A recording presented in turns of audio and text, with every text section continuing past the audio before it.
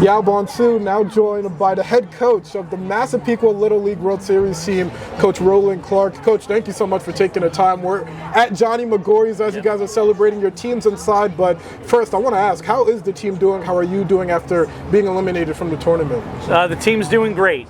You know, just to make it to the Little League World Series is an accomplishment in itself. I know we didn't want it to end the way it ended. We would have liked to have maybe one or two more victories up there. But all in all, to be one of the top 20 teams in the world is something in itself. And that being said, you guys did make history. No Long Island team in 44 years made it all the way to the Little League World Series. You guys broke the drought. So take me through the emotions of beating Toms River and then advancing. Sure. Long Island has such a rich history of baseball. The Massapequa High School team has done tremendously during the last few years. Other high schools throughout Nassau and Suffolk County.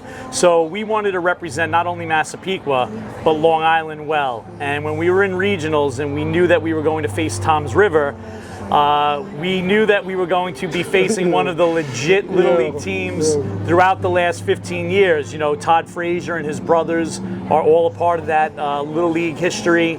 And to beat them in that first game, in that extra inning, seven inning marathon, it really got us going for the rest of the tournament. And you guys had to go through a gauntlet, though, to get to the World Series. Of course, the Metro League Championship as well. You guys won. At what point did the team start to say, all right, I think we could do something special here? Yeah, it was early on in the tournament. You know, we started June 28th with our district local teams like Belmore, Merrick, Wantor, another Massapequa team. And when we got through there, we knew that we had something special. We didn't know if we would be able to win state or region, but we knew that the toughness of our district would help us later on. And I would say really for the coaching staff and even for the players themselves, when we went to states, there were 7 other teams throughout New York State there. And we were the last one standing. And it was a tremendous, tremendous tournament. There were terrific teams. And we were just happy that we got through it.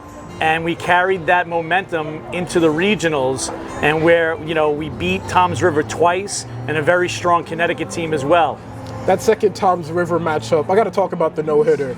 Joey, oh my goodness. Did you guys have any doubt he was going to get the no-hitter when it got to the 4th inning and a little bit towards the end of the game? It really didn't cross our mind, you know. You probably didn't want to jinx it. Sure, exactly. You know, if you know baseball and superstitions like that, no one was mentioning it. But we knew going into that game it was a do-or-die situation. Even though we were 2 games up on them and they had already lost, if they would have beat us that night, we would have been eliminated. So we knew that if we could get at least 1 run, keep that lead, that we'd have a good chance of winning in the end. And we were able to tack on 3 more runs late in the game, a couple of sacrifice flies, another base hit later in the game. And, you know, Joey just hit his spots those final 2 innings. And the defense behind him made, I want to say, at least 15 other outs, you know, behind them. So it was a great team effort. And I wish that momentum, we would have played a little bit earlier when we got to Williamsport, because that momentum, we were flying high. And when we got to Williamsport, we had to sit 7 days before playing Honolulu. So I have to touch on the Williamsport experience. Brighter lights, bigger stage, world watching. We know how the tournament ended, no doubt, but can you talk to me about how you felt your team handled the pressure of the Little League World Series? Yeah, they handled it well. And I think for any 12-year-old baseball player, boy or girl, to have the opportunity to go to Williamsport, they are treated like baseball royalty. The fans from all over the world were stopping them, wanting to take pictures, signing autographs, asking them to sign balls. They were trading pins. They were talking with players from Puerto Rico and Japan. They made friends with some of the Honolulu players even before the game. So the entire experience, they handled it well. They were very humble in their wins. And even when they lost with class and dignity. And that's something that myself and the coaches really have expressed since the beginning of this tournament, that it doesn't matter about the wins and losses, it's the experience and how you'll handle yourself when you're off the field. You not only know that as a coach, but 33 years ago you were chasing the same goal as a player. Did you ever think that you'd be here as a coach, let alone coaching your son?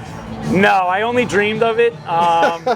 Dreams come true. They do, and to have the opportunity to coach my son and a majority of these boys that I've known since they've been 5 years old is really something special. My assistant coach, Brian, and I, we grew up in Massapequa playing ball together.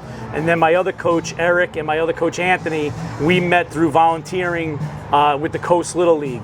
So to give back to the Massapequa community and all of the people that were in my position 33 years ago was really something special. And I hope that sits for a long time with the boys, that, you know, wherever they do grow up, that if they have the opportunity to coach their son or daughter, they take that time and they invest in their community and volunteer. You spoke about what you want the boys to take away from this experience. What do you want not only other Little Leaguers, but the community to take away from the historic feat that your team had accomplished? I think that, you know, for the boys and girls that play Little League, it's a community-based organization. It's the kids that you're going to go to school with.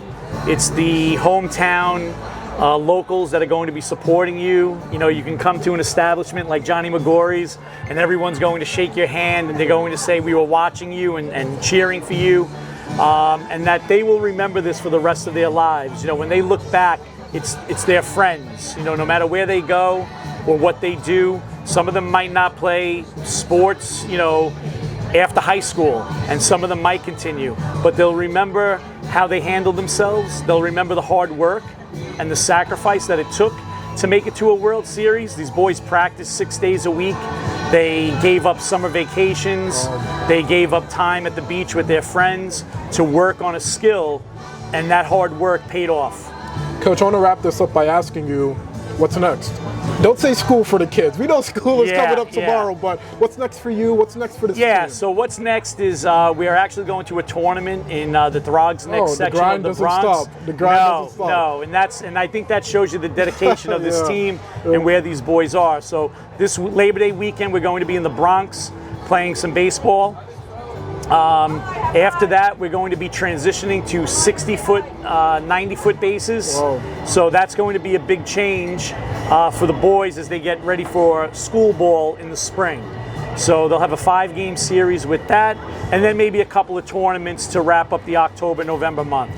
The Massapequa community is proud of you. All of New York State really is proud of you and how you guys represented the Metro. And we were happy to do so, and I think they did it tremendously. Coach Clark, thank you so much for taking the time. Congratulations on all your success. Thank you for your time, too. Anytime. Thank you.